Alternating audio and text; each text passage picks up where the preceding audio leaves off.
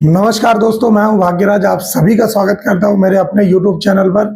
जैसा कि आपको पता है कि हम एक सीरीज चला रहे हैं जिसमें हर 2 से 3 दिन बाद आपको मैं 50-50 क्वेश्चन का सेट देता हूं। आवाज बैठा हुआ था बेटा, इसलिए 2-3 दिन आपको अभी वीडियो टेक्निकल में मिला नहीं है। आज भी अभी भी ऐसा लग ही रहा है, लेकिन आपका पढ़ाई रुकना नहीं चाहिए। मैं जैसा बोल रहा हूँ आप सुनते जाइएगा। चलिए बनाते हैं 50 क्वेश्चन के आगे। अगर आपने इससे पहले लेक्चर नंबर 4 नहीं देखा है तो उसको जरूर देख लीजिएगा, क्योंकि हर दिन का 100-100 क्वेश्चन अगर आप करेंगे तो आपके एग्जाम निकलने के चांसेस 100% हो जाएंगे। ठीक है, चलिए बिना किसी देरी के वीडियो को स्टार्ट करते हैं। 1 2 कैपेसिटर्स 8 माइक्रोफैरड, ये 8 माइक्रोफैरड ऐसा होता है, are connected in parallel to the total capacitances. आपको पता होगा बेटा, जब कैपेसिटर सीरीज में कनेक्ट होते हैं ना, ऐसे सीरीज में कनेक्ट होंगे C1 और C2, तो ये पैरेलल जैसे सॉल्व होते हैं 1/C1 प्लस 1/C2। लेकिन जब कैपेसिटर पैरेलल में कनेक्ट होते हैं ना, पैरेलल में, तो ये सीरीज जैसे सॉल्व होते हैं। ये हो जाएगा C1 plus T2 total capacitance. तो ये बोल रहा है भाई, पैरेलल में जब समांतर में कनेक्ट होंगे ना, तो ये कितना आ जाएगा, 8 और 8 दो बार जुड़ के क्या हो जाएगा, 16 microfarad is your correct answer. All day efficiency of transformer is the ratio of dash. All day efficiency जो होता है ना, हमेशा output power divided by input power, ये तो होता ही है, इंटू 24 आवर्स भी होता है बेटा, इंटू 24 आवर्स। तो यहाँ पर आप देखेंगे ना इस जगह पर, तो kilowatt hour output to the kilowatt hour input per day, kilowatt hour output to the kilowatt input per day, ये सेम हो गया ना। ये डे को ना आप मंथ कर लेंगे बेटा, ठीक है। Output power to the input power and output power, तो इसका करेक्ट आंसर होगा kilowatt output to the kilowatt hour input per day. हर एक दिन का आपको निकालना रहेगा। Interpoles in a DC generator are usually wound with. Interpole क्या होता है डीसी जनरेटर में, और कुछ नहीं होता बेटा। यहाँ पर आप देखेंगे ये पोल्स होते हैं डीसी का, ये पोल्स होगा ना, तो इंटरपोल हर पोल्स के बीच में ऐसे लगाते हैं। ये जैसे एक वाइंडिंग जैसे ही रहता है, इसका यूज करते हैं। ये कैसा रहेगा, हैवी गॉज वाइंडिंग वायर होता है बेटा, ध्यान रखिएगा। इंटरपोल जिसको हिंदी में ना अंतःध्रुव बोला जाता है, ठीक है। इसका काम होता है कम्युनिकेशन प्रोसेस को इंप्रूव करना रहता है। देखिए लिखा है, अ 2 kilowatt 200 volt DC generator will supply a load current of 2 kilowatt. ये आपको मालूम है पावर क्या होता है बेटा, V इंटू आई होता है। तो I बराबर कितना हो जाएगा, P divided by V। P कितना दिया है, 2 किलोवाट बोला है, मतलब 2000 वाट, डिवाइडेड बाई V का मतलब है 200, ठीक है। ये कटा कितने बार में, 10। तो जो भी वाट पर आर जो रहेगा ना, ये और कुछ नहीं रहेगा बेटा। वाट पर वोल्ट जो होता है ना, ये और कुछ नहीं, करंट ही होता है। तो कितना आंसर आएगा, 10 ampere is your correct answer, ठीक। AC magnets are made of it laminated iron to. AC magnet को लेमिनेट क्यों किया जाता है, फॉर बेटर इंडक्शन नहीं, for AC and DC use नहीं, टू रिड्यूस रिलक्टेंस नहीं, to reduce eddy current loss. हमेशा जो लेमिनेशन करते हैं, ध्यान रखिएगा, सिलिकॉन की करते हैं 3 से 5% का। ज़्यादा सिलिकॉन मिला दूंगा तो जो भी मेरा कोर होगा या जिस जगह पर मैं लेमिनेट कर रहा हूँ वो ब्रिटल हो जाएगा, ध्यान रखिएगा इसको, ठीक है। The purpose of oil in a transformer to, एक ट्रांसफॉर्मर आपको पता है मिनरल ऑयल यूज किया जाता है। तो इस ऑयल का मेन पर्पस क्या होता है, तो ये ट्रांसफॉर्मर लुब्रिकेशन कूलिंग तो करता ही है, एडी करंट का नहीं, इंसुलेशन और कूलिंग दोनों के लिए यूज होगा। तो option number C is your correct answer. आप बोलेंगे ऑप्शन नंबर बी नहीं होगा क्या, बी भी है, लेकिन इंसुलेशन और कूलिंग दोनों के लिए ऑयल का यूज किया जाता है, ठीक है ना। तो option number C is your correct answer. When the motor is stand still and induction motor the rotor frequency is, बोल रहा है जब कोई मोटर रुका हुआ है तब इंडक्शन मोटर का रोटर फ्रीक्वेंसी क्या होगा।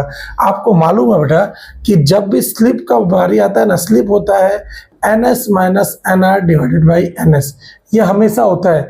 बोल रहा है जब रोटर की स्पीड 0 हो, तो जब रोटर की स्पीड 0 होगी तो स्लिप कितना होगा बेटा, NS बाई NS कितना हो गया, 1 आया, 100% आया स्लिप। तो मेरे को बताना है रोटर फ्रीक्वेंसी क्या होगा। तो रोटर फ्रीक्वेंसी FR जो होता है ना, S इंटू F होता है। स्लिप इनटू स्टेटर फ्रीक्वेंसी होता है बेटा। तो रोटर फ्रीक्वेंसी जब स्लिप की वैल्यू 1 हो गई ना तो स्टेटर फ्रीक्वेंसी के बराबर हो जाएगा, तो equal to the stator frequency. याद रखिएगा ये सब फॉर्मूला वाइज क्वेश्चन बनता है और मैं आपको पहले भी ये सारे फॉर्मूले दे चुका हूँ शॉर्ट्स में, आप देखेंगे आपको बहुत सारे फॉर्मूले याद होंगे। मैं आप ट्राई करूंगा कि हर 2 दिन में 2 से 3 का शॉर्ट, हर दिन 2 से 3 का टेक्निकल का शॉर्ट आपको प्रोवाइड करते रहूं ताकि आप आए हुए एग्जाम्स को चुटकियों में बनाएं। ठीक है, देखिए नेक्स्ट क्वेश्चन है,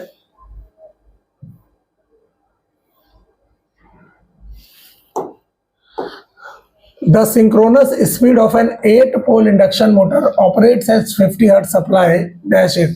ये तो आपको बताने का जरूरत ही नहीं पड़ना चाहिए।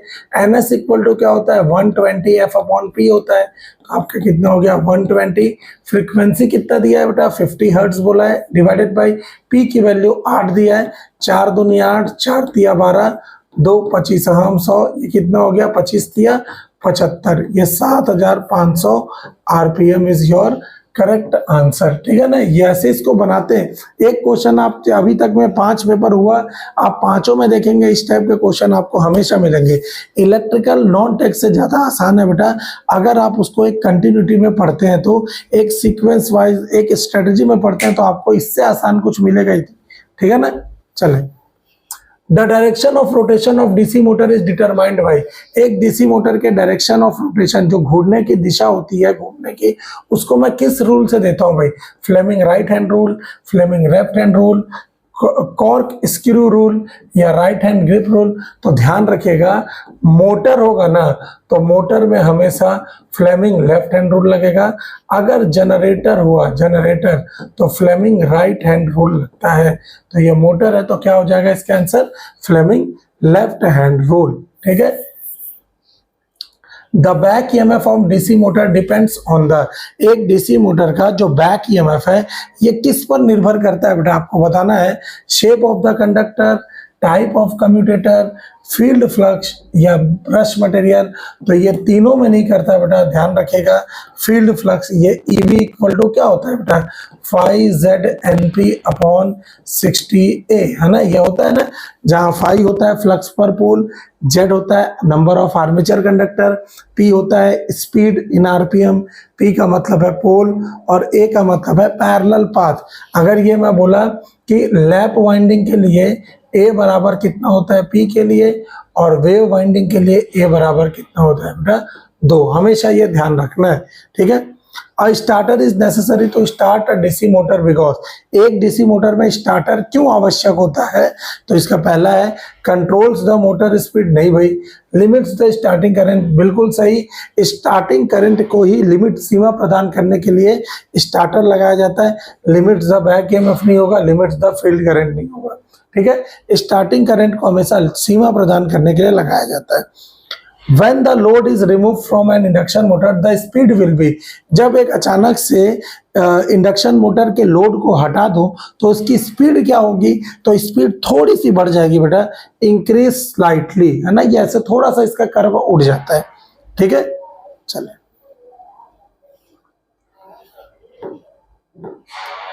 नेक्स्ट।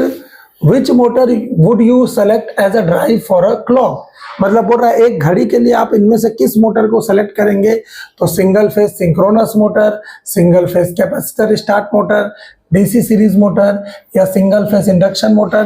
तो ये सभी का यूज मैं एक इलेक्ट्रिक क्लॉक में कर सकता हूँ बेटा, लेकिन जो मेरे को ऐसा चीज चाहिए ना जिसका क्या हो, जो इलेक्ट्रिक क्लॉक आप देखे होंगे ऐसे धीरे धीरे धीरे धीरे घूमता है ऐसे, तो इसके लिए सबसे अच्छा आंसर होता है सिंगल फेज सिंक्रोनस मोटर, जो हम लोग बहुत सारे टाइप से यूज करते हैं। ठीक है, selection of domestic pump set upon the, एक डोमेस्टिक पंप का जो हम लोग सिलेक्शन करते हैं वो किसके बेसिस पे करते हैं, quantity of water to be lifted, कितनी मात्रा में वो पानी को उठाए उसके बेसिस पे, कि height of the water to be delivered, कितने हाइट पर मेरे को पानी ले जाना है उसके लिए, time required for lifting quantity of water, कितने टाइम के लिए पानी को उठाए उसके लिए, या ऑल ऑफ द अबव? तो ध्यान रखिएगा, जब भी आप पंप लेने जाते हैं ना तो आप उसको बोलते हैं 5 एचपी का मोटर देना, 3 एचपी का मोटर देना, 2 एचपी का मोटर देना।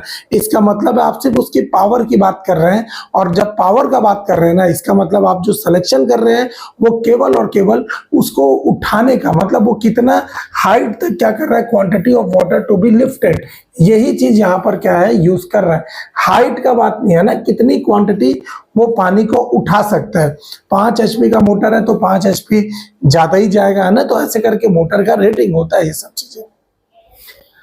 अ pump may not lift water if there is leakage in, एक पंप में मतलब एक पंप पानी नहीं उठा सकता अगर उसमें लीकेज हो। कहां पर? डिलीवरी पाइप, डिलीवरी, जैसे ये पंप है ना, ये पंप है, तो यहाँ पर इस पंप में ना सक्शन भी होता है। सक्शन का मतलब होता है जिसको बोलते हैं चूसक, ये भी रहता है। दूसरा नंबर, डिलीवरी पाइप का मतलब होता है ये पानी को डिलीवर करता है। संप या वेल, वेल का मतलब होता है जहां पर पानी को ले जाना है। और ओवरहेड टैंक का मतलब जिस टंकी से वो पानी खींच रहा है, तो यहाँ पर इसका आंसर होगा सक्शन पाइप। अगर इस चूसक वाले पाइप में ना, इस चूसक वाले यंत्र में अगर थोड़ा भी लीकेज होगा तो पाइप मेरा क्या होगा, पंप पानी नहीं उठाएगा, ठीक है ना। Zener diode is operated as, मैंने पहले भी इसका शॉर्ट्स बनाया हुआ है। जेनर डायोड का हमेशा हम रिवर्स बायस मोड में लगाते हैं, और इसका जो वो रहता है, जो सिंबल होता है वो ऐसा होता है बेटा, जेड बनता है ऐसा, ठीक है ना। तो इसको बनाते ही हैं रिवर्स बायस मोड में। और ये कैसा काम करता है? वोल्टेज रेगुलेटर जैसा काम करता है, voltage regulator. Zener diode works as a voltage regulator.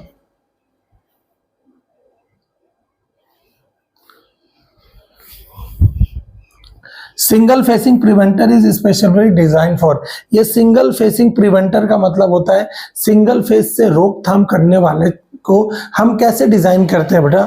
Option दे रहा है ओवर वोल्टेज प्रोटेक्शन के लिए, अर्थ वायर प्रोटेक्शन के लिए, अनबैलेंस वोल्टेज के लिए, या अंडर वोल्टेज प्रोटेक्शन के लिए।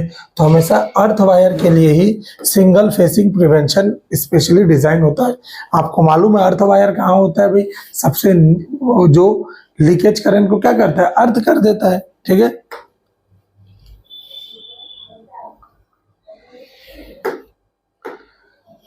For safety the fuses should placed in, safety के लिए फ्यूज को कहाँ लगाते हैं बेटा?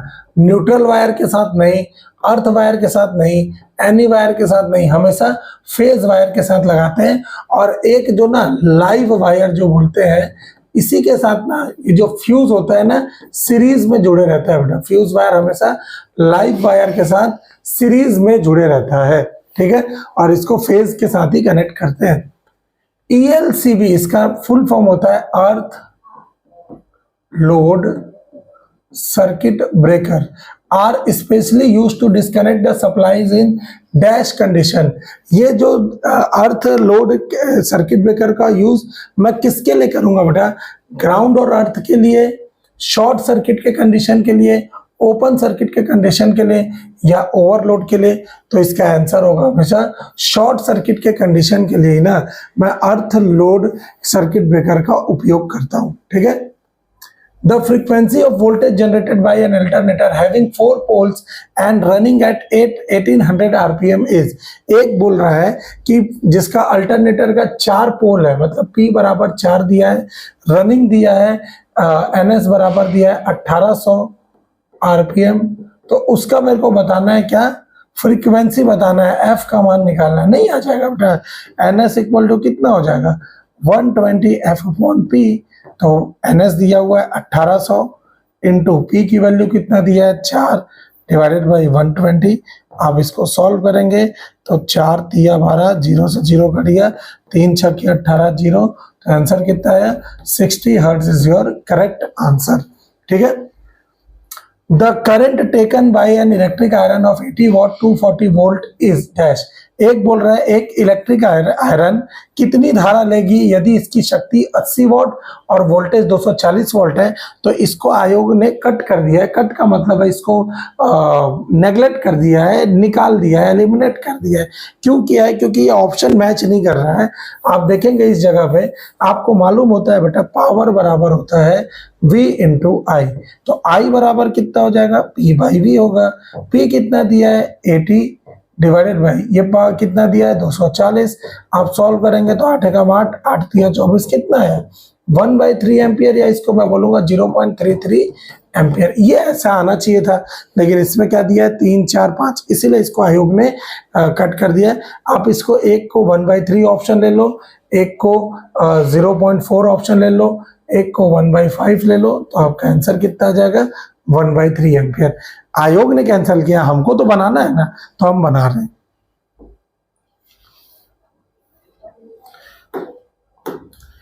Heat developed in a conductor is proportional to the, एक कहीं पे भी हीट जो होता है ना, ये हमेशा I²R होता है।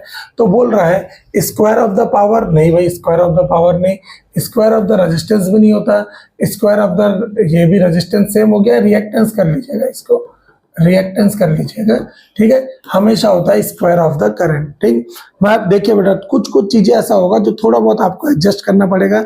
मैंने आपको पहले भी बता दिया कि मैं ही इसको टाइप किया हूँ, मैं ही सारा चीजें किया हूँ, तो में भी बहुत सारा चीजें आपको इधर उधर मिलेगा, तो आप थोड़ा सा एडजस्ट करिएगा, क्योंकि अभी मैं उस चीजों पे नहीं आ सकता कि भाई मेरे से ये गलतियां हो रहा है, और आप अभी इस चीजों में नहीं बोल सकते कि भाई आपसे ये गलतियां हो रही है, आपसे ये। हम अभी एक दूसरे का गलती नहीं निकाल के सिर्फ पढ़ाई पे फोकस करेंगे, तो आपके लिए भी बेनिफिशियल होगा और मेरे लिए भी बेनिफिशियल होगा। क्लियर है, ध्यान रखिएगा। The total resistance of 45 ohm and 90 ohm in series with, भाई 45 और 90 को सीरीज में जोड़ेंगे तो कितना आएगा, 45 और 90 मिला के 135 ओम। तो ये आपका आंसर हो गया। सब कोई क्वेश्चन है बेटा। सिंक्रोनस मोटर रिक्वायर्स, एक सिंक्रोनस मोटर क्या रहता है, तो आपको मालूम है सिंक्रोनस मोटर में यहाँ पर 3 फेस एसी सप्लाई देते हैं स्टेटर में, और रोटर में जो रहता है ना, यहाँ रोटर, यहाँ पे हम डीसी सप्लाई देते हैं रोटर को एक्साइट करने के लिए। तो एसी एंड डीसी बोथ का यूज किया जाता है एक सिंक्रोनस मोटर में। ध्यान रखिएगा, synchronous motor works on the principle of magnetic locking. ये बहुत बार पूछा हुआ है बेटा, मैग्नेटिक लॉकिंग के प्रिंसिपल पर सिंक्रोनस मोटर वर्क करता है। ये मैग्नेटिक लॉकिंग का प्रिंसिपल का मतलब होता है, अगर आप दो मैग्नेट को, अपोजिट मैग्नेट को इतना दूर रखें तो इनके बीच कोई भी आपको अट्रैक्शन फोर्स नहीं मिलेगा, लेकिन थोड़ा पास लाएंगे तो कुछ मात्रा में अट्रैक्शन फोर्स मिलेगा, आकर्षण बल। एकदम पास ला देंगे, सटाक से चिपक जाएगा ना, इसी को कहा जाता है ट्रिमेंडस फोर्स ऑफ अट्रैक्शन। और ये जो पूरा फिनोमिना होता है, इसी को मैं मैग्नेटिक लॉकिंग बोलता हूं। क्लियर है, चलें। A material that is slightly repelled by a magnet is called, एक ऐसा मटेरियल जो ना किसी भी चुंबकीय पदार्थ के पास ना बहुत थोड़ी मात्रा में ही रिपल करता है। रिपल करने का मतलब होता है प्रतिकर्षित करना। प्रतिकर्षित का मतलब होता है, आपको मालूम है, दो समान ध्रुव के लोग जो होंगे, या दो समान ध्रुव हमेशा एक दूसरे को प्रतिकर्षण करते हैं, रिपल करेंगे, और विपरीत ध्रुव आकर्षण करते हैं, अपोजिट पोल्स जो रहेंगे वो अट्रैक्ट करता है।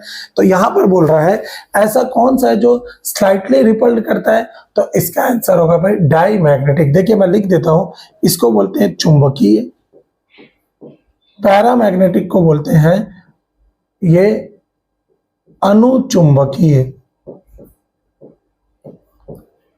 डाईमैग्नेट को बोलते हैं प्रतिचुंबकीय,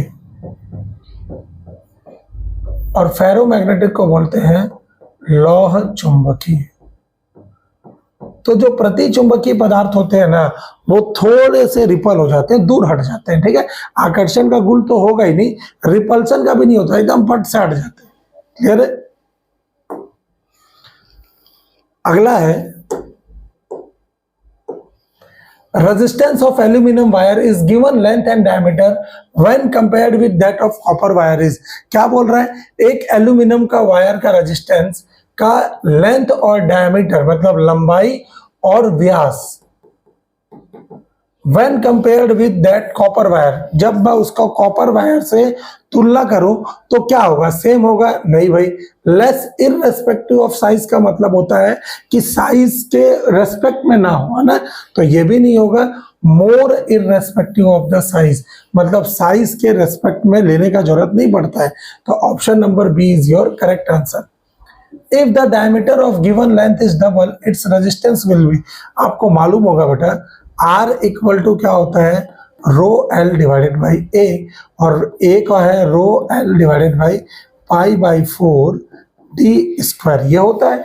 एरिया कहीं का भी पाई बाई 4 डी स्क्वायर होता है। तो जब भी आप बोल रहे हैं डायमीटर को क्या कर रहा हूं, आधा कर दे रहा हूं। क्या बोल रहा है, diameter of given length is double. Diameter को 2 गुना कर दूं तो 2 का स्क्वायर 4 बनाएगा। तो पूरा का पूरा रेजिस्टेंस 1/4 भाग क्या हो जाएगा, कम हो जाएगा। तो option number D is your correct answer. Be 1/4 time बोल रहा है। क्लियर हो रहा है। Cells are connected in series. Series में जो सेल्स मैं लगाता हूं, ऐसे बैटरी बहुत सारे, ये बैटरी लगा रहा हूं, ये क्यों लगा रहा हूं, increase the output voltage, decrease the output voltage, decrease the internal resistance या इंक्रीज द करंट कैपेसिटी। तो इंक्रीज द आउटपुट वोल्टेज का मतलब है आउटपुट वोल्टेज को बढ़ाने के लिए, आउटपुट वोल्टेज को कम करने के लिए, इंटरनल प्रतिरोध को घटाने के लिए, या फिर करंट की क्षमता को बढ़ाने के लिए। तो हमेशा इसका आंसर होगा इंक्रीज द आउटपुट वोल्टेज। अगर ये सेल्स कनेक्टेड इन पैरेलल रहता ना, पैरेलल रहता, तो इस पैरेलल का जो आंसर आता वो रहता इंक्रीज द करंट कैपेसिटी। अगर पैरेलल रहता तो ध्यान रखिएगा, पैरेलल रहता तो increase the current capacity answer हो जाता। 79 question. The collection of hydrogen gas around the positive electrode of a cell is called. बोल रहा है कि एक ना किसी पॉजिटिव इलेक्ट्रोड, मतलब जैसे मान लो पॉजिटिव इलेक्ट्रोड किसको बोलते हैं, तो पॉजिटिव इलेक्ट्रोड और कोई नहीं बेटा एनोड होता है। एनोड पॉजिटिव होता है और कैथोड नेगेटिव होता है। तो एनोड के पास ना अगर हाइड्रोजन आयन का बहुत सारा गुच्छा आ गया, बहुत सारा कलेक्शन, यहाँ पे लाइन से पूरे हाइड्रोजन के पूरे आयन ऐसे आ गए, तो इसको मैं क्या बोलूंगा, अमलगमेशन नहीं, पोलराइजेशन इसको बोलते हैं ध्रुवीकरण, आयनाइजेशन आयनीकरण, और ऑक्सीडेशन का मतलब होता है क्षरण। ठीक है, तो ये इस चीजों को क्या बोलता हूं, हमेशा इसको बोलूंगा ध्रुवीकरण या पोलराइजेशन ही कहा जाता है, जब किसी पॉजिटिव इलेक्ट्रोड के पास पूरे हाइड्रोजन के एटम्स आ जाए। क्लियर है। अगला बोल रहा है the phase relation between voltage current in a pure capacitive circuit. ये मैं आपको लास्ट में भी बताया था बेटा, फिर से बोर्ड में मैं बता देता हूं कि ये कैसे बनेगा। ठीक है, मैं फिर से आपको बता देता हूं।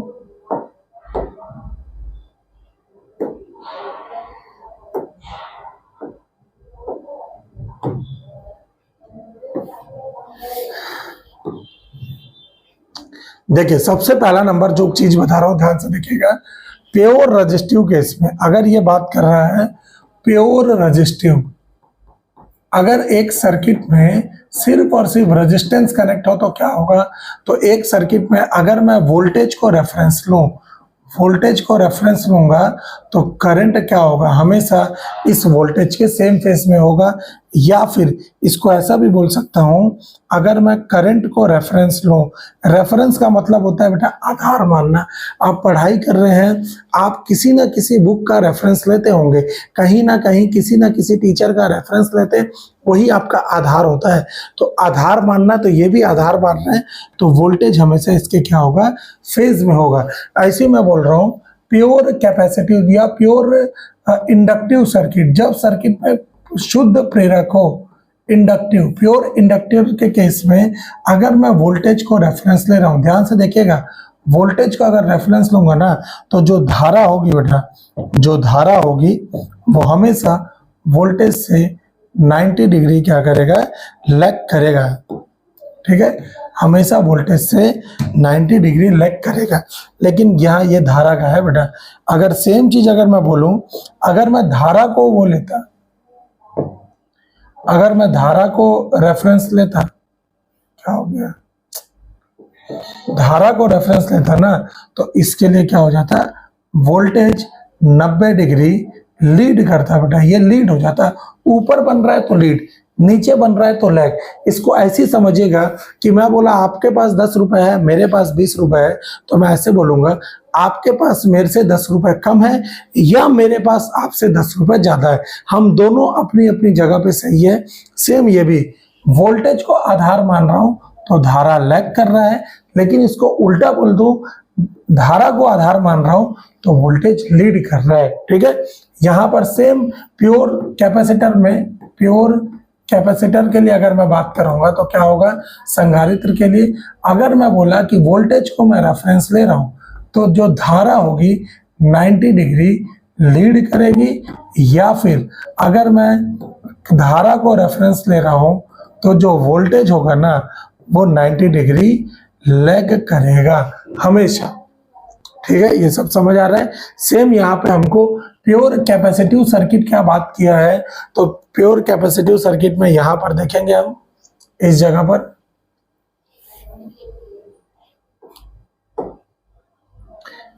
क्या बोल रहा है, the phase relation between voltage and current in a pure capacitive circuit. तो प्योर ई में लीड और लैग बाय 90 डिग्री।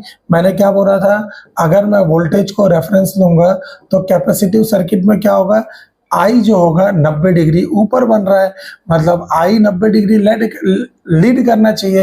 तो यहाँ तो ई बोल रहा है, ई का मतलब है वी, ई का मतलब है वी, तो वी लीड कर रहा है तो ये तो होगा नहीं, ऑप्शन नंबर है। E and I in phase, ये तो हो ही नहीं सकता बेटा। ये वी का ई जो है ना, यहाँ वोल्टेज है, ईएमएफ है, मतलब ये भी वोल्टेज ही है, तो वी लेके चलो समझ आ जाएगा। E leads by I by 90 degree, E I को 90 डिग्री लीड कर रहा है, नहीं भाई ये भी गलत होगा। ई लेग्स आई बाई 90 डिग्री, ये जो वी है ना आई से 90 डिग्री क्या कर रहा है, लैग कर रहा है, तो option number D is your correct answer.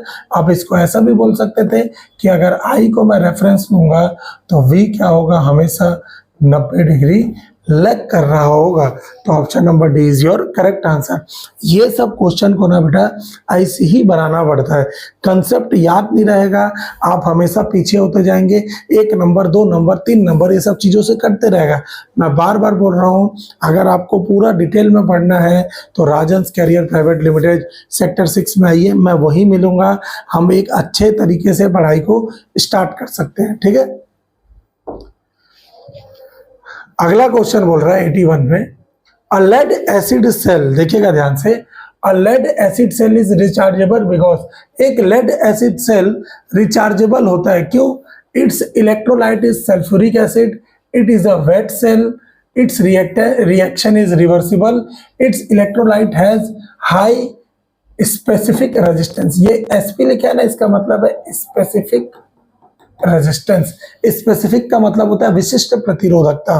ठीक है, तो ये बोल रहा है कि एक लेड एसिड सेल रिचार्जेबल क्यों होता है, बिकॉज क्यों होता है, तो क्योंकि उसका रिएक्शन क्या होता है, रिवर्सिबल होता है, मतलब जैसे ही आप इनपुट दे रहे हैं तो थोड़े बहुत चार्ज होगा, उसके बाद वापस वो अपने आप को फिर से चार्ज कर लेता है, तो यही होता है इलेक्ट्रोलाइट लेड एसिड सेल का। ठीक है, A starter used for slip ring induction motor is, एक स्लिप रिंग इंडक्शन मोटर में किस टाइप का स्टार्टर यूज करते हैं, तो हमेशा रोटर रेजिस्टेंट स्टार्टर का यूज किया जाता है। ये बहुत ज्यादा मतलब मेरे को हैवी, जैसे मेरे को बोला कंप्रेशर, बहुत हैवी मात्रा में कंप्रेशर का जरूरत पड़ रहा है तो रोटर रेजिस्टेंट स्टार्टर। आप बोलेंगे डायरेक्ट ऑनलाइन स्टार्टर कब यूज करते हैं, तो 5 HP से कम के मोटर में ना मैं हमेशा डायरेक्ट ऑनलाइन स्टार्टर यूज करता हूँ। जैसे आप बोलेंगे टुल्लू पंप जो हो गया, या फिर आप अगर बोलेंगे ड्रायर हो गया, ये सब जगह पे ना DOL स्टार्टर यूज करेंगे। स्टार डेल्टा स्टार्टर कहाँ यूज होता है, 5 HP से ज्यादा वाले मोटर में। ठीक है ना, जैसे कंप्रेसर हो गया, मिलिंग मशीन हो गई, ये सब जगह पे स्टार डेल्टा स्टार्टर यूज करते हैं। क्लियर है। 100 ampere hour battery should deliver a current of 8 ampere for approximately, बोल रहा है एक 100 एम्पियर आवर की बैटरी कि 8 एम्पियर की धारा में कितना घंटे चलेगा। कुछ नहीं करना है, इस 100 एम्पियर आवर को ना 8 एम्पियर से डिवाइड कर देंगे, एम्पियर एम्पियर कट जाएगा, मेरा कितना बचेगा, जो भी आंसर आएगा घंटे में, तो आप इसको सॉल्व करेंगे तो 8 एकम 8, फिर 2 बचा, 8 दूनी 16, 8 पंचे 40, तो ये कितना हो जाएगा, अप्रोक्सीमेटली बोल रहा है 12.5 घंटा चलेगा ये। ठीक है ना, लगभग का बात कर रहा है, तो 12 आंसर हो गया। Total capacitance of 210 millifarad capacitors are connected in parallel, 10 millifarad capacitor को जब मैं समांतर क्रम में लगाता हूं तो मेरे को क्या प्राप्त होगा। अभी मैंने बताया कि कैपेसिटर समांतर क्रम में रहता है तो सीरीज जैसा जुड़ जाता है बेटा, तो 10 और 10 मिला के कितना हो जाएगा बेटा 20। अगर ये पैरेलल की जगह सीरीज होता ना, सीरीज होता तो मेरा आंसर कितना आ जाता बेटा 5। क्लियर है, आधा हो जाता उसमें। विच of the following relationship is true. तो इसको ट्रू बनाने के लिए पहले मैं आपको थोड़ा सा बोर्ड में बता देता हूं। मैंने पहले भी इस चीजों को बताया हुआ है, आप देख सकते हैं स्टार्टिंग का जो दूसरा लेक्चर जो टेक्निकल का मिलेगा आपको, उसमें मैंने इसको बताया हुआ है। अच्छे से देखिएगा बेटा, एक एक वीडियो को देखिए। मैं नया यूट्यूबर हूं कि पुराना हूं कि कब से पढ़ा रहा हूं, ये सब आपको मैटर नहीं करता बेटा। कंटेंट मैं आपको अच्छा दे रहा हूं। अगर आपको अच्छा लग रहा है तो मेरे चैनल को सब्सक्राइब जरूर करिए और अपने दोस्त लोग में भी दीजिए, क्योंकि हिंदी और इंग्लिश में टेक्निकल आपको जनरली पढ़ाने वाले मिलेंगे नहीं, और मेरे को टेक्निकल पढ़ाने का बेटा कम से कम 12 से 15 साल का एक्सपीरियंस है, ठीक है ना। देखिए ये जो होता है ना, ये जो हम लोग बनाते हैं, ये होता है हमेशा ट्रायंगल से निकलता है। ये पावर फैक्टर ऐसे निकलता है। आप बोलेंगे ये क्या है, तो ये पावर फैक्टर है। अगर मैं ये 5 बोल रहा हूं ना, तो ये जो नीचे वाला बनता है ना, इसको बोलता हूं मैं एक्टिव। एक्टिव इसको बोलता हूं सक्रिय, ठीक है ना। ये एक्टिव पावर को दिखाता है, सक्रिय शक्ति, ठीक है। इसी को ना मैं एक और चीज बोलता हूं, यहीं पे मेरा किलोवाट होता है। एक और चीज बोलते हैं, इसी को मैं आर भी बोलता हूं। क्लियर है। सेम अगर ऊपर आऊंगा तो ये हो जाता है, इसको बोलते हैं निष्क्रिय, निष्क्रिय शक्ति। ये जो है इसको बोलते हैं रिएक्टिव पावर, ठीक है। इसी को ना मैं केवीए आर भी बोलता हूं, किलो वोल्ट एम्पियर रिएक्टिव। इसी को मैं एक्स भी बोलता हूं, ठीक है। तीन तीन चीज ध्यान रखना है आपको, सवाल है। और इस जगह को, इसको बोलते हैं आभासी शक्ति, आभासी शक्ति। हिंदी इंग्लिश में बोलते हैं इसको एपरेंट पावर, एपरेंट पावर। और इसको मैं ना जेड भी बोलता हूं, ठीक है। तो किलोवाट केवीए यहां पर आ जाएगा केवीए, सिंपल। क्लियर है। तो कॉस निकालना है, तो कॉस 5 पावर फैक्टर का आपको अलग अलग फॉर्मूला आपने पढ़ा होगा त्रिकोणमिति में। त्रिकोणमिति नहीं पढ़ा है तो मैंने प्लेलिस्ट में, मैथ्स में आपको ट्रिग्नोमेट्री बहुत अच्छे से पढ़ा है, एक बार उसको जरूर देखिएगा। तो ट्रिग्नोमेट्री में आपको पता है कॉस होता है हमेशा आधार बटे खंड। अगर ये कोण है ना, तो कोण के सामने ये कहलाता है लंब, ये होता है आधार, ये होता है खंड। परपेंडिकुलर बेस हाइपोटेनियस है ना, तो आधार बटे खंड। तो cos फाई का पहला डेफिनेशन निकलेगा active power divided by apparent power. Active power divided by apparent power. Hindi में अगर मैं बोलूं तो क्या क्या लिखूंगा बेटा, सक्रिय शक्ति, सक्रिय शक्ति डिवाइडेड बाय आभासी शक्ति, ठीक। ये cos फाई का पहला फॉर्मूला है। cos फाई का दूसरा फॉर्मूला आएगा kilowatt divided by KVA, kilowatt divided by KVA. और cos फाई का तीसरा फॉर्मूला आएगा बेटा cos फाई का R divided by Z, R divided by Z। देख रहे हैं आप पावर फैक्टर के कितने सारे फॉर्मूले बन रहे हैं। तो ये सब चीज आपको पता होना चाहिए। तो यहीं पे आपको पूछ रहा है, कहाँ गया, बोल रहा है कि यहां पर आप देखेंगे which of the following relationship is true, cos power equal to true power. True को ही बोल रहे हैं एक्टिव, ठीक है ना। Active divided by apparent power, जो सक्रिय शक्ति डिवाइडेड बाय आभासी शक्ति। यही, ये तो हम लोग पढ़े ही थे। रिएक्टिव पावर तो होगा नहीं, ट्रू पावर रिएक्टिव पावर होगा नहीं, उल्टा भी नहीं होगा। ये क्या हो जाएगा बेटा, option number A is your correct answer. ये सब क्वेश्चन बनता है बेटा ना, इसको अच्छे से देखिएगा।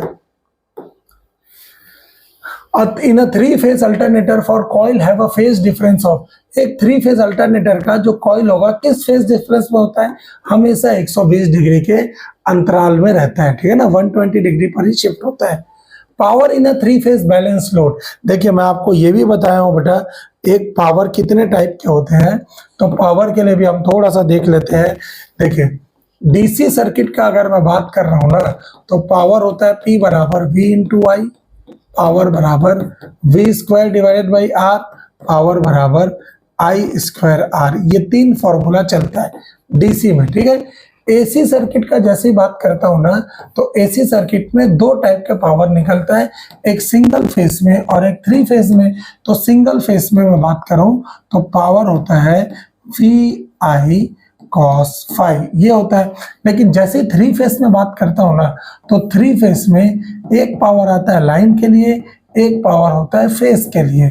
तो लाइन के लिए हमेशा निकलता है √3 VL IL cos phi, और फेस अगर लगेगा ना तो ये 3 V face I face cos phi। ये याद करना है, जितना याद करेंगे उतना अच्छा है। ये कनेक्शन कोई फर्क नहीं पड़ता, स्टार कनेक्शन में भी सेम होगा, स्टार कनेक्शन में भी सेम होगा, और डेल्टा कनेक्शन में भी सेम होगा।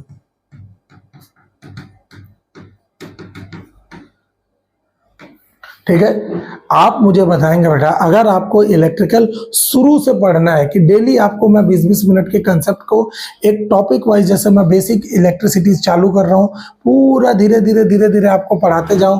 अगर आपको ऐसा चाहिए तो मुझे कमेंट सेक्शन में जरूर बताइएगा, मैं जल्द से जल्द आपके लिए ये जरूर लेके आऊँगा। लेकिन तभी लेके आऊँगा जब आप सही में पढ़ने के लिए बोलेंगे कि नहीं सर आप बताइए, तो मैं पढ़ाऊँ। क्योंकि मेरा दिन भर में इतना शेड्यूल रहता है ना बेटा टेक्निकल वाले को पढ़ाने का, कि मेरे को समय नहीं मिल पाता। ये मैं आपके लिए लेके आ रहा हूँ। तो अगर आप मुझे बताएंगे कि सर ये चीज़ मेरे को चाहिए, मैं ज़रूर आपके लिए लेके आऊँगा बेटा, चाहे रात में लाऊँ चाहे दिन में लाऊँ, लेकिन एक वीडियो आपके लिए ज़रूर लाऊँगा। ये आप मुझे बताएंगे, ठीक है ना। तो ये क्या हो जाएगा, हमको यहाँ पे फॉर्मूले में बोल रहा है, कहाँ गया, power in a three phase balance load में बात कर रहा है। तो 2 VL IL तो होता ही नहीं है, √3 V face I face cos phi होगा ना, ये cos phi ये भी नहीं होता है।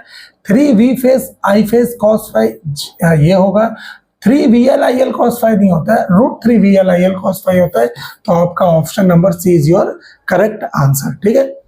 2 watt meter method of power measurement is applicable in है ये dash system. 2 watt meter method जो आपको पढ़ते हैं ना वाट मीटर मेथड में, तो एक ऐसा फॉर्मूला भी पढ़ते होंगे, cos phi equal to cos tan inverse √3 W2 minus W1 divided by W1 plus W2। ये फॉर्मूला पढ़ते भी हो गए ऐसा, ठीक है ना। तो इस फॉर्मूले से क्वेश्चन बनता है। और ये 2 वाट मीटर मेथड बैलेंस और अनबैलेंस दोनों की स्थिति में मैं क्या करता हूँ, यूज करता हूँ इस मेथड को, ठीक है। अब permanent magnet moving coil instrument will read, कितने बार बताया हूँ, PMMC EMMC और MI इंस्ट्रूमेंट से हमेशा क्वेश्चन बनता है। एक परमानेंट मैग्नेट मूविंग कॉइल हमेशा इंस्ट्रूमेंट कैसा देगा, हमेशा DC में काम करता है।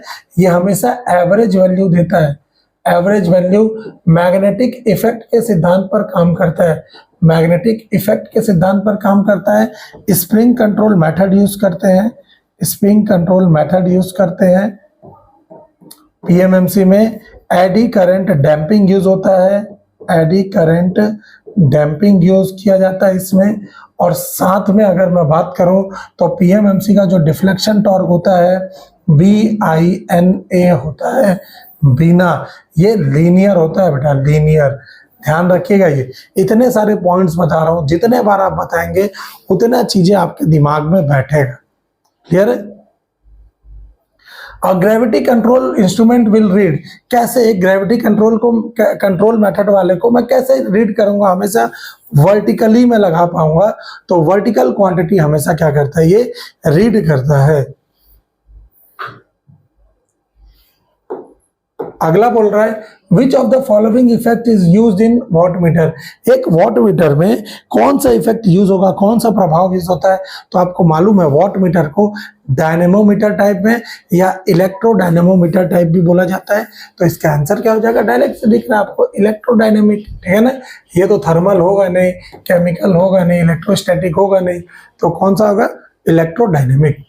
विच of the following instrument can be used both AC and DC, देखिए कैन नॉट भी लिखा है ना, कैन भी नहीं, देखिएगा इनमें से कौन सा इंस्ट्रूमेंट AC और DC दोनों में उपयोग नहीं किया जा सकता। तो मूविंग कॉइल इंस्ट्रूमेंट AC और DC दोनों में यूज होता है, लेकिन बेस्ट किस में रहता है, तो बेस्ट होता है AC में, ठीक है ना। डायनेमोमीटर टाइप ये भी AC एंड DC पावर दोनों में यूज होता है। हॉट वायर इंस्ट्रूमेंट ये भी AC एंड DC दोनों में यूज होता है, लेकिन बेस्ट किससे ज्यादा यूज होता है, AC में। तो इंडक्शन टाइप ही है जो केवल और केवल AC में यूज होगा, AC में यूज होगा, DC में नहीं। डीसी में नहीं। तो इसका आंसर क्या होगा आपके, option number D is your correct answer. Clear है? The maximum current that pass through 2 ohm 2 watt resistor will be, maximum current बोल रहा है बेटा कि कितने वॉट पर कितना, आपको मालूम है जो हमको क्या दिया है, पावर दिया है 2 वॉट और रेजिस्टेंस दिया है 2 ओम। तो आपको मैं पावर का कितना सारा अभी फॉर्मूला दिया बेटा, आपको मालूम है ना, पावर बराबर V इंटू आई होता है, पावर बराबर आई स्क्वायर आर भी होता है, पावर बराबर V square divided by R होता है। तो यहाँ पर इस फॉर्मूले को हम लगा सकते हैं, P दिया है R दिया है, तो यहाँ से आई स्क्वायर बराबर कितना हो जाएगा, P बाई आर। P दिया है 2, R दिया है 2, 2 से 2 कट गया 1 और रूट लग जाएगा 1 का, तो आंसर कितना आ जाएगा, 1 एम्पियर। ये इसका आंसर है, option number C is your correct answer. ठीक है, 94 का, before using an ohm meter you must, क्या करना चाहिए भाई, before using the ohm meter, ohm meter को यूज करने से पहले आप क्या क्या करते हैं, सेलेक्ट द रेंज, रेंज को भी सेलेक्ट करते हैं, शॉर्ट्स द लीड्स है ना, लीड्स को शॉर्ट करते हैं, 0 पे सेट करते हैं या ऑल ऑफ द अबव। तो सबसे पहला काम, आप तो करते सारे हैं लेकिन सबसे पहला काम क्या करते हैं, लीड को शॉर्ट करते हैं, ये पहला नंबर होगा। उसके बाद दूसरा नंबर होगा सेट द 0, उसके बाद तीसरा होता है सेलेक्ट द रेंज, और चौथा फिर आप बटन दबाते हैं तब ओम मीटर सेट करता है। क्लियर है? अ मेजर मेजर्स रेजिस्टेंसेस, हर पेपर में आया है, देखिएगा आप, पहला दूसरा तीसरा, ये तीसरा पेपर करा रहा हूँ, ऐसे टोटल 39 पेपर में आपसे ज्यादा, 39 से ज्यादा को पेपर कराऊंगा, मतलब 3900 क्वेश्चन में आपको अभी बोल रहा हूँ कि मैं दूंगा, मैं टाइप कर लिया हूँ, आपको पूरा चीजें भी दिखा सकता हूँ, पूरा टाइप है बेटा। बस आप पढ़ने का हैबिट लगाइए और मुझे बताइए कि आपको क्लास ठीक लग रहा है कि नहीं लग रहा है। ठीक है, मुझे बताइए। देखिए बहुत सारी दिक्कतें हो सकती है, अब देखो मैं कितना भी लाइट लगा लूं, काला व्यक्ति हूं बेटा, काला ही दिखाऊंगा, तो मेरे दिखने से मत करिए, आपको बोर्ड दिख रहा है ना, बोर्ड में लिखा हुआ चीजें दिख रहा है, बस मेरे लिए यही इंपॉर्टेंट है। ठीक है ना? देखिए अब मेगर मेजर्स इन, कितने बार आया हुआ है, मेगर किसमें करता है, मिलियंस ऑफ ओम में। मिलियंस ऑफ ओम का मतलब क्या होगा कि बहुत, मेगा ओम में, मेगा ओम में मेगर हमेशा क्या करता है, मेजर करता है रेजिस्टेंस को। Potential transformer can be regarded as, एक पोटेंशियल ट्रांसफार्मर क्या होता है, एक इंस्ट्रूमेंट ट्रांसफार्मर होता है जिसका मैं यूज करता हूं हमेशा सेफ्टी, जैसे जैसे वोल्टेज कहीं जाता है ना, तो पोटेंशियल ट्रांसफार्मर उस वोल्टेज को, हाई लेवल को क्या करता है, लो लेवल वोल्टेज में दे देता है। तो एक प्रकार का क्या होता है, ये स्टेप डाउन ट्रांसफार्मर होता है। अगर करंट ट्रांसफार्मर होता है ना, तो हाई करंट को लो करंट में क्या करता है, मेरे को, मैं पोटेंशियल ट्रांसफार्मर से वोल्टेज का रेंज को भी बढ़ा सकता हूँ। क्लियर हो रहा है? रेंज भी बढ़ सकता है। A tong tester is an instrument having, एक टोंग टेस्टर, मैं आपको पहले तो टोंग टेस्टर दिखा देता हूं कि टोंग टेस्टर दिखता कैसे। देखिए मैं सर्च मार के आपको दिखा देता हूं।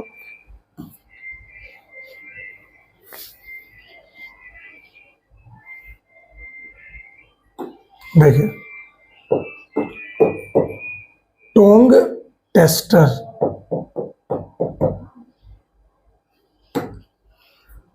ठीक है, देखिए ये वाला दिख रहा है आपको, थोड़ा इमेजेस में भी जाएंगे तो आपको ये दिखेगा टोंग टेस्टर, ये ऐसा वाला आपने देखा भी होगा, है ना, इस टाइप का देख रहे हैं। तो यही बोल रहा है कि एक टोंग टेस्टर कैसा होता है, तो टोंग टेस्टर का मतलब आप बनाएंगे तो ये किस टाइप का होगा, ये करंट ट्रांसफार्मर होता है कि current transfer with an ammeter होता है, तो हमेशा option number B is your correct answer. ठीक है, तो इसका आंसर होगा ऑप्शन नंबर बी। क्लियर है? 98, in a 3-phase 4-wire system the neutral current at balance load is, एक 3-phase 4-wire system का जो न्यूट्रल करंट होता है बैलेंस लोड में, वो क्या होता है, हमेशा 0 होगा बेटा। ठीक है ना, हमेशा 0 रहता है न्यूट्रल करंट। फिर 99 क्वेश्चन बोल रहा है, अ वॉट मीटर इज, एक जो वॉट मीटर होता है जो इससे मैं पावर मेजर करता हूँ, अ वॉट मीटर इज हमेशा क्या होता है, इंटीग्रेटिंग इंस्ट्रूमेंट हमेशा एनर्जी मीटर होता है, जैसा कि मैं बार बार बताया हूँ आपको, एनर्जी मीटर होता है। रिकॉर्डिंग इंस्ट्रूमेंट जैसे मैं बोला भोपू, जो आप सुने, वो जो एम्पलीफायर यूज करते हैं या बोलते हैं हम लोग माइक से, वो सब रिकॉर्डिंग का मतलब होता है। जैसे आपने बोला स्क्रीन हो गया या एलईडी हो गया, ये सब रिकॉर्डिंग इंस्ट्रूमेंट के जैसा यूज किया जाता है। ठीक है, एक इंस्ट्रूमेंट क्या होता है, इंडिकेटिंग इंस्ट्रूमेंट होता है। इंडिकेटिंग का मतलब वो हमेशा दिखाता है ऐसे ऐसे, तो एक इंडिकेटिंग इंस्ट्रूमेंट होता है जो दिखाता है पूरा।